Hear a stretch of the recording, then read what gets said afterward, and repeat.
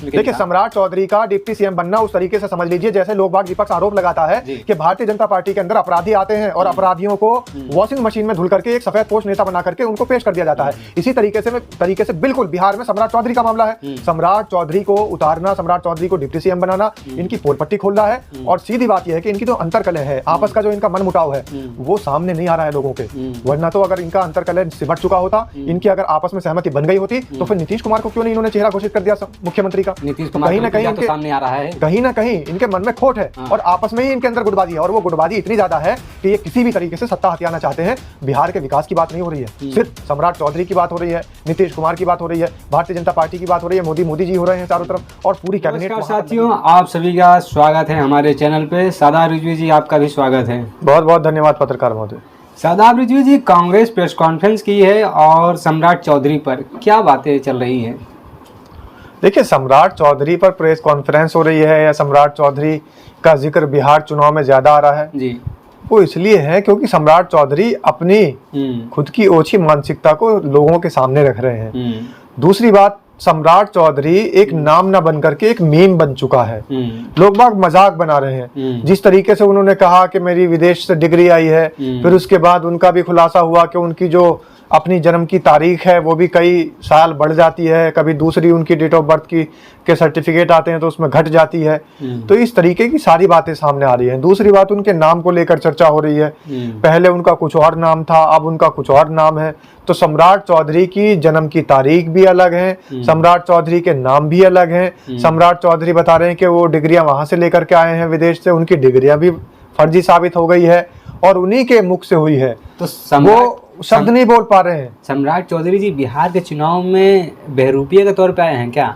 देखिए, मैं बिल्कुल इस बात को कह रहा हूं कि हाँ, सम्राट चौधरी इस चुनाव के अंदर विकास की बात नहीं कर रहे हैं। जिस तरीके से वो डिप्टी सीएम है तो उनको जो है लोगों के बीच में जाके बताना चाहिए था कि हमारी सरकार ने, एनडीए गठबंधन की सरकार ने बिहार का इतना विकास किया, बिहार का पलायन रुकवा दिया, बिहार के जो युवक हैं उनको रोजगार दे दिया, जो पेपर लीक के मुद्दे थे वो खत्म हो गए। इन सारी चीजों पे बात नहीं कर रहे हैं। सम्राट चौधरी कभी बता रहे हैं पेलांटी, कभी बता रहे हैं हाफिडेविट। तो उनका हाफिडेविट और पेलांटी तो चर्चा में था ही, अब उनकी डिग्रियां भी चर्चा में है, उनका नाम भी चर्चा में है और उनके जन्म की तारीख भी चर्चा में है। तो कोई एक व्यक्ति और इस प्रदेश का डिप्टी सीएम हो और उसके साथ में इतने सारी धांधली, इतने सारे फर्जीवाड़े निकल करके सामने आ रहे हो, तो उस व्यक्ति पर जनता कैसे भरोसा करेगी? तो कांग्रेस जो प्रेस कॉन्फ्रेंस कर रही है वो ये दिखा रही है कि प्रेस कॉन्फ्रेंस में एक व्यक्ति जिसको भारतीय जनता पार्टी ने, जिसको एनडीए गठबंधन ने अपना डिप्टी सीएम भी बना दिया, लेकिन उसके कितने फर्जीवाड़े हैं, वो कितना फर्जी व्यक्ति है, तो ये कांग्रेस ही नहीं प्रेस कॉन्फ्रेंस के माध्यम से बता रही है। खुद मैं जैसे कह चुका हूं, सम्राट चौधरी अपने आप भी वहां पर आइकन नहीं, मीम बन चुके हैं। आज के युवा उनकी वीडियोस देख रहे हैं, उनकी रील्स वायरल हो रही हैं, बहुत सारे लोग मजा ले रहे हैं। उनकी रील उपहास बन चुकी है, उनका जो नाम है वो एक उपहास बन चुका है। चुनाव में कोई भी व्यक्ति उनको सीरियस नहीं ले पा रहा है। हमेशा उनको जिस तरीके से भाषणबाजी या बयानबाजी देते हुए सुना गया था, अपने ही बयानों से, अपने ही भाषणों से वो उपहास का पात्र बन रहे हैं। चारों तरफ उनकी मजाक बन रही है और जगह जगह उनकी रील्स वायरल हो रही है। और इसी तरीके से विपक्ष भी हमलावर हो चुका है। महागठबंधन के नेता प्रेस कॉन्फ्रेंस कर रहे हैं उनके खिलाफ और बता रहे हैं कि जिस तरीके से एनडीए गठबंधन ने एक फर्जी व्यक्ति को, फर्जीवाड़ा करने वाले व्यक्ति को डिप्टी सीएम बना करके इस जनता को दिया था, इसी तरीके से आने वाली सरकार में अगर ये धोखे से भी आ गए, अगर ये धांधली से भी आ गए, तो इस तरीके के लोगों को डिप्टी सीएम बनाएंगे जिस तरीके के सम्राट चौधरी हैं। और सम्राट चौधरी का तो नकाब जनता के सामने से उतर चुका है। जनता ने पहले भी देखा कि सम्राट चौधरी ने किस तरीके से लोगों के साथ में गुमराह करने का काम किया था। अपने आप के लिए भी सम्राट चौधरी ने अपने आप के लिए भी सारे फर्जी डॉक्यूमेंट्स इकट्ठा करके जनता को गुमराह किया, अपनी फर्जी डिग्रियां ला करके जनता को गुमराह किया, अपने नाम बदल करके जनता को गुमराह किया। यहाँ तक कि अपनी जन्म तिथियों तक को भी नहीं बता पा रहे हैं, आखिर उनका बर्थडे कब है ये भी नहीं पता। जिस व्यक्ति का ना बर्थ का डे पता हो, जिस व्यक्ति की न पढ़ाई का पता हो, जिस व्यक्ति के ना नाम का पता हो, और आपराधिक इतिहास वो सबके सामने जगजाहिर है। आपराधिक इतिहास ही कौतूहल का विषय बना हुआ है कि आखिर इतने बड़े बड़े अपराधी भारतीय जनता पार्टी के अंदर आते हैं, चुनाव लड़ते हैं, भाजपा के अंदर जीत जाते हैं, तो उनको Bharatiya Janata party deputy CM भी बना देती है। और ये बात तो ये भी देखा जा रहा है, भारतीय जनता पार्टी में इतने सारे अपराधी हैं और दूसरे पार्टियों, भारतीय जनता पार्टी बोलिए बाहुबलियों को टिकट दिया जा रहा है, तो क्या अपनी पार्टी में अपने गिरेबान में झांकने की जरूरत नहीं है? देखिए, सम्राट चौधरी को टिकट देने के बाद, उनके जीतने के बाद उनको डिप्टी सीएम बनाना भारतीय जनता पार्टी की सिर्फ एक चाल है कि किसी भी तरीके से नीतीश कुमार के जो लोग हैं, या फिर मैं ये कह सकता हूं कि जेडीयू के जितने कार्यकर्ता हैं और विधायक जीत करके आए हैं, उनको अपनी तरफ लेना है। वर्चस्व की लड़ाई है, आपस में ही वर्चस्व की लड़ाई है इनकी अंदर खाने वर्चस्व की लड़ाई है कि भारतीय जनता पार्टी हथियाना चाहती है बिहार को, और एक तरफ जो चाचा नीतीश कुमार जी हैं वो बिल्कुल चारों तरफ से चारों खाने चित हो चुके हैं। एक तरफ तो विपक्ष से लड़ रहे हैं, दूसरी तरफ वो भाजपा से भी अंदर खाने लड़ रहे हैं। भारतीय जनता पार्टी चाहती है कि सत्ता उसके हाथ में हो, इसीलिए भारतीय जनता पार्टी ने सीएम का चेहरा नहीं घोषित किया, इसीलिए डिप्टी सीएम का चेहरा घोषित नहीं किया, क्योंकि उनके मन में खोट है। वो चाहते हैं कि कहीं ना कहीं जदयू का इस्तेमाल करेंगे और जदयू का इस्तेमाल कर करके भारतीय जनता पार्टी को सत्ता में काबिज कर देंगे। मुख्यमंत्री बिहार को भारतीय जनता पार्टी का देंगे। हालांकि कोई जीत का भी मामला सुनिश्चित नहीं है, लेकिन जो उनके अपने खुद के आकलन है, उनके खुद के आंकड़े हैं, वो यही बता रहे हैं।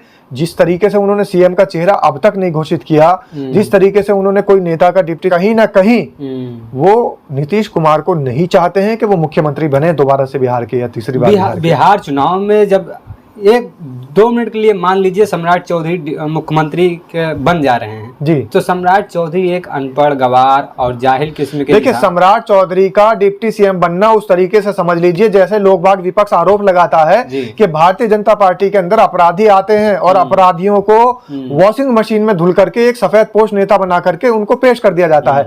इसी तरीके से बिल्कुल बिहार में सम्राट चौधरी का मामला है। सम्राट चौधरी को उतारना, सम्राट चौधरी को डिप्टी सीएम बनाना इनकी पोल पट्टी खोल रहा है। और सीधी बात यह है कि इनकी जो अंतरकलह है, आपस का जो इनका मन मुटाव है, वो सामने नहीं आ रहा है लोगों के।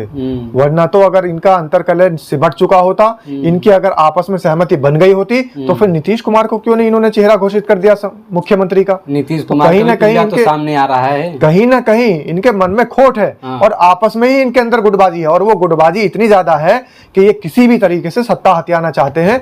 बिहार के विकास की बात नहीं हो रही है, सिर्फ सम्राट चौधरी की बात हो रही है, नीतीश कुमार की बात हो रही है, भारतीय जनता पार्टी की बात हो रही है, मोदी जी हो रहे हैं चारों तरफ, और पूरी कैबिनेट वहां पर लगी हुई है। इस बार बिहार का चुनाव है, बिहार चुनाव में गुजरात वाले चाहते हैं कि राजनीतिक पलायन हमारा ना हो और बिहार के लोगों का पलायन होता रहे। बिल्कुल होता रहे। बिहार के पलायन की तो बात ही नहीं हो रही। बिहार का पलायन कब रोकने की बात हो रही है? सिर्फ पलायन अगर रुका है तो मोदी जी का रुका है। मोदी जी जो विदेशों में जाकर के घूम रहे थे, इस देश की गाढ़ी कमाई, हम लोगों के टैक्स पेयर हैं, उनकी जो गाढ़ी कमाई है, उस पैसों से जो वहां पर ये घूमने जाते हैं विदेशों में, तो इनका विदेशी पलायन तो रुका है, लेकिन ये बिहार के लोगों का पलायन नहीं रोक पा रहे हैं। तो क्या लगता है बिहार की जनता जवाब दे पाएगी? जवाब तो बिल्कुल देगी। जनता तो जवाब देने के लिए बैठी है। जिस तरीके से इन्होंने लोगों का वोट काटने का काम किया है, वो लोग भी सारे बैठे हैं कि भाई हम लोगों के, हमारे परिवार के लोगों के वोट कटे हैं, जवाब जरूर देंगे। जिस तरीके से एसआईआर का मामला हुआ है, लोग बैठे हैं, जवाब जरूर देंगे। जिस तरीके से नौजवान सड़कों पर उतरा हुआ था रोजगार के लिए, वो भी इंतजार में बैठे हैं कि जवाब जरूर देंगे। जिस तरीके से पेपर लीक के मामले हो रहे थे, एक साल बच्चे तैयारी कर रहे थे, तो वो छात्र छात्राएं जितनी भी हैं जिनके वोट बने हुए, वो भी जवाब देंगे। उनके जो गार्जियंस हैं, जो परिजन हैं, उनके वो भी जवाब देंगे, अभिभावक उनके। तो जनता जवाब देगी, मजदूर तबका जवाब देगा जो बाहर पलायन कर रहा है, जिसको विवश होना पड़ता है अपने बिहार से बाहर जाने के लिए, कमाने के लिए, अपनी जीविका चलाने के लिए, तो वो सब लोग जवाब देंगे।